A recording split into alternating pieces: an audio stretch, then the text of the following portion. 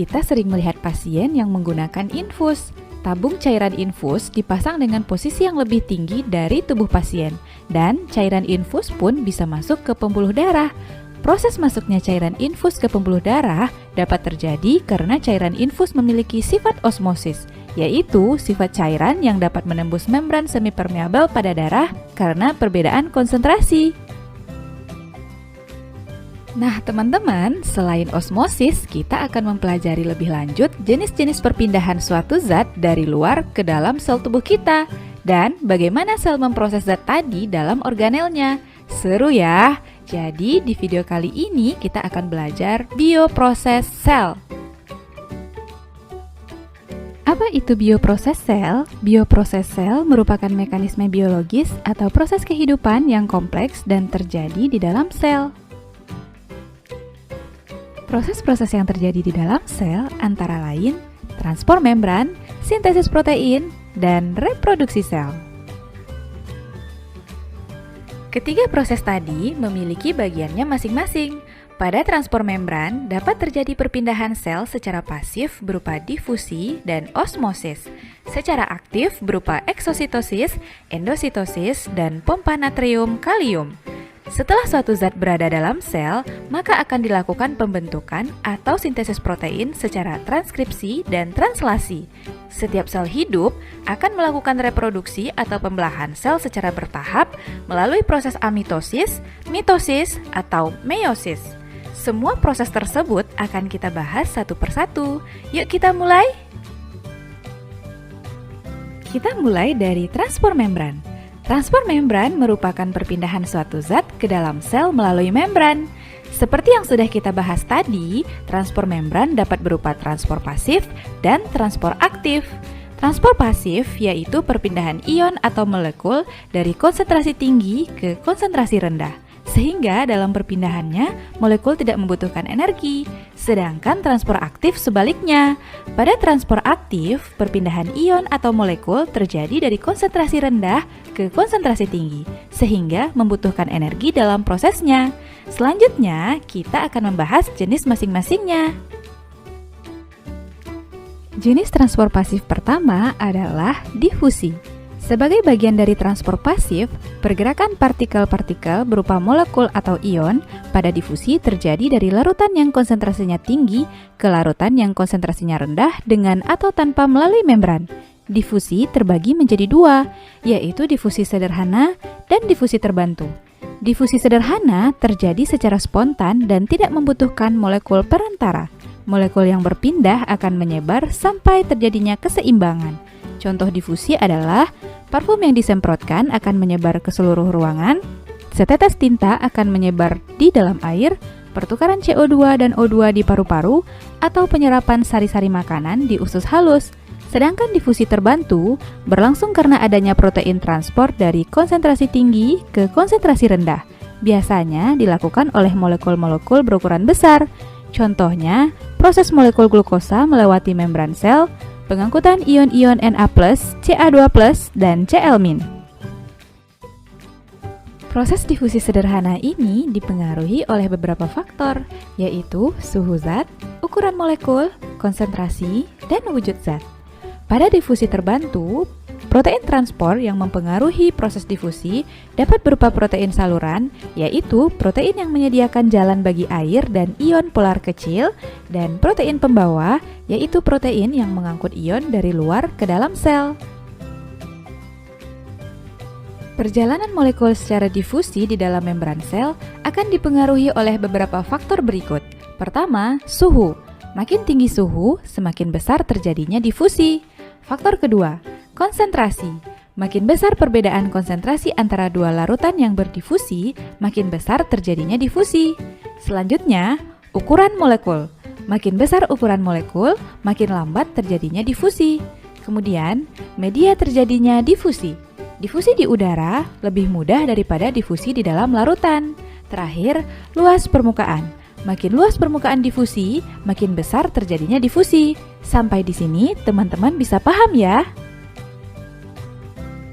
Jenis transport pasif berikutnya adalah osmosis. Osmosis merupakan perpindahan molekul pelarut, misalnya air, dari larutan berkonsentrasi tinggi atau hipertonik ke larutan berkonsentrasi rendah atau hipotonik melalui membran semipermeabel, hingga konsentrasi zat terlarut mencapai seimbang atau disebut juga larutan isotonik. Osmosis air dalam membran sel mengalami dua proses, yaitu endosmosis dan eksosmosis. Endosmosis adalah proses masuknya air ke dalam sel karena konsentrasi larutan di dalam sel lebih tinggi. Jika endosmosis terus berlangsung, maka pada sel hewan akan terjadi lisis, yaitu membran sel akan menjadi robek dan pecah. Dan pada sel tumbuhan akan mengalami turgid atau sel membengkak, tetapi bentuknya tetap dipertahankan karena adanya dinding sel. Selanjutnya, eksosmosis. Eksos artinya keluar, jadi air akan keluar dari dalam sel karena konsentrasi zat di luar lebih tinggi. Jika sel dimasukkan ke dalam larutan hipertonik, air akan terus-menerus keluar dari sel dan sel hewan akan mengkerut atau krenasi karena mengalami dehidrasi, sedangkan pada sel tumbuhan akan menyebabkan sitoplasma mengerut dan terlepas dari dinding sel atau plasmolisis. Berikut ini adalah bentuk kondisi sel hewan dan sel tumbuhan saat berada dalam larutan hipotonik, isotonik, dan hipertonik, sesuai pembahasan kita tadi. Bentuk sel hewan dalam kondisi lisis, normal, dan krenasi, dan bentuk sel tumbuhan dalam kondisi turgid, normal, dan plasmolisis. Gimana? Teman-teman bisa membedakannya ya? Nah, teman-teman, mekanisme osmosis ini banyak kita jumpai dalam kehidupan di sekitar kita. Misalnya, jika kita membandingkan ikan yang hidup di air tawar dengan ikan yang hidup di air laut. Lingkungan air tawar yang sedikit mengandung garam mineral merupakan larutan konsentrasi rendah atau hipotonik. Sebaliknya, lingkungan air laut adalah hipertonik. Berbeda dengan lingkungannya, kondisi tubuh ikan di air tawar bersifat hipertonik karena pekatnya larutan yang ada di dalam tubuhnya. Sedangkan ikan air laut bersifat hipotonik. Konsentrasi larutan di dalam tubuh ikan air tawar lebih besar, maka air akan masuk ke tubuh ikan, sedangkan pada ikan air laut, air akan keluar dari tubuhnya. Banyaknya kandungan air pada tubuh ikan air tawar menyebabkan urinnya encer. Sebaliknya, ikan air laut memiliki urin yang pekat. Dengan semua kondisi di atas, maka ikan air tawar hanya membutuhkan sedikit minum dan ikan air laut jadi lebih banyak minum agar tubuhnya tidak dehidrasi.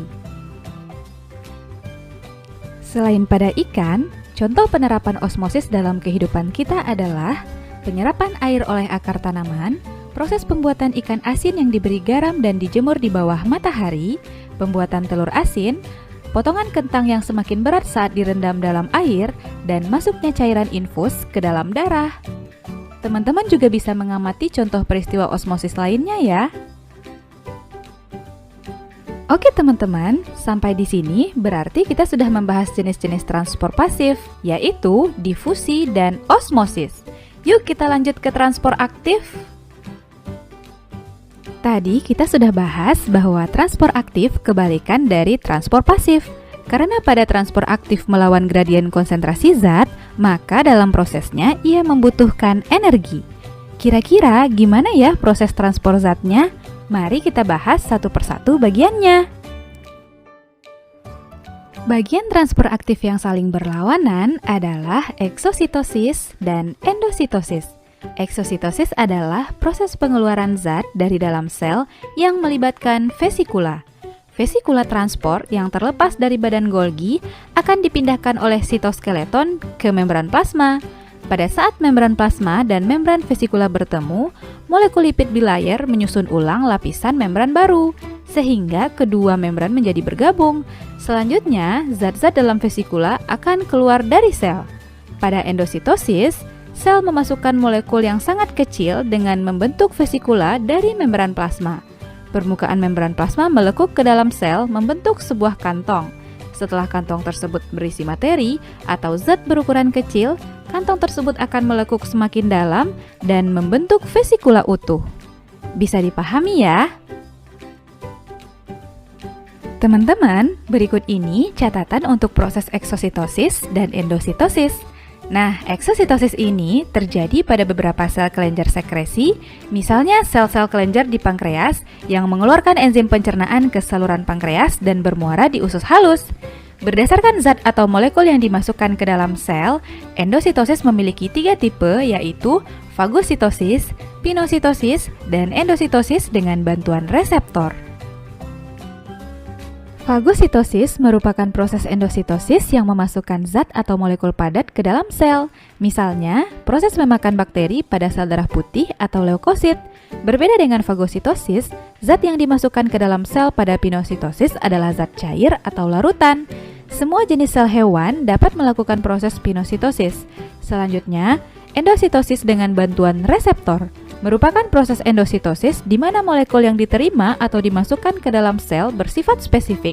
Di dalam lekukan membran plasma terdapat reseptor protein untuk mengikat zat yang dibutuhkan oleh sel. Jenis transport aktif berikutnya adalah pompa natrium kalium. Pompa natrium kalium adalah proses pemasukan 2 ion K+ yang diimbangi dengan pengeluaran 2 ion Na+. Ion K+ lebih dibutuhkan oleh tubuh dibandingkan dengan Na+. Pemasukan ion K+ ke dalam sel secara terus-menerus menyebabkan konsentrasi ion K+ dalam sel tinggi.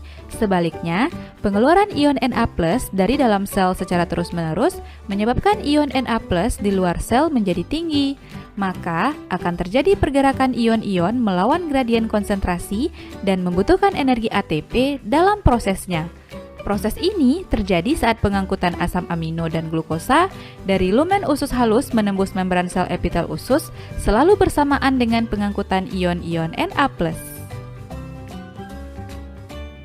Mekanisme proses pompa natrium kalium diawali karena adanya perbedaan konsentrasi ion K+ dan Na+ di dalam dan di luar sitoplasma, sehingga Na+ sitoplasma diikat oleh protein transport yang memiliki afinitas atau daya ikat. Selanjutnya, pengikatan Na+ sitoplasma merangsang fosforilasi yang didukung oleh energi dari ATP. Fosforilasi ini menyebabkan perubahan bentuk protein sehingga menurunkan daya ikatnya terhadap Na+, dan Na+ terlepas ke fluida ekstraseluler. Konformasi atau penataan ruang yang baru bagi protein memiliki afinitas yang tinggi terhadap ion K+ ekstraseluler. Akibatnya, gugus fosfat dilepas. Karena kehilangan fosfat, protein kembali ke konformasi aslinya yang memiliki afinitas rendah terhadap ion K+. Ion K+ pun dilepas dan Na+ pun diikat kembali. Siklus kembali berulang. Nah, teman-teman, selain ketiga jenis transport aktif tadi, juga terdapat transport aktif yang lain, yaitu kotransport. Kotransport merupakan transport zat yang mengaktifkan transport zat lainnya. Contohnya, ion H+ dipompa keluar sel untuk mengaktifkan transport sukrosa ke dalam sel. Kotransport ada 3 macam, yaitu unipor, transportasi zat dalam satu arah, simpor, transportasi 2 zat atau lebih dalam satu arah, antipor, transportasi 2 zat atau lebih yang berlawanan arah. Sampai di sini, teman-teman bisa paham ya?